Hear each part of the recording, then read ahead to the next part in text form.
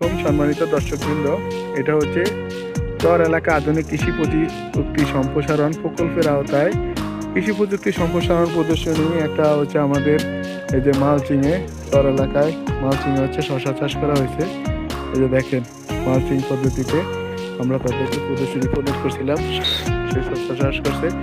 তার কৃষকের ভাষ্য হচ্ছে সে বিগত বছর এমনি অন্য পদ্ধতিতে শশা চাষ করছে, এবছর সে শশা চাষ করে বিগত বছর হচ্ছে তার গাছের অবস্থা এবং কি হচ্ছে আশা করা যায় সে ভালো ফলন পাবে। কারণ হচ্ছে মালচিং পদ্ধতি একটা হচ্ছে আধুনিক প্রযুক্তি। আর এই পদ্ধতিতে আপনার মালচিং চাষাবাদ করলে ফসলের ক্ষেত্রে আগাছা কম হয়। তারপরে যেহেতু আগাছা হচ্ছে রোগ বালাই পোকামাকড়ের পোষক, সেই হিসাবে রোগ বালাই পোকামাকড়ের পরিমাণও কম হয়ে থাকে। এই হলো আপনাদের যারা হচ্ছে শশা চাষ করেন তারা হচ্ছে এই পদ্ধতিতে করতে পারেন।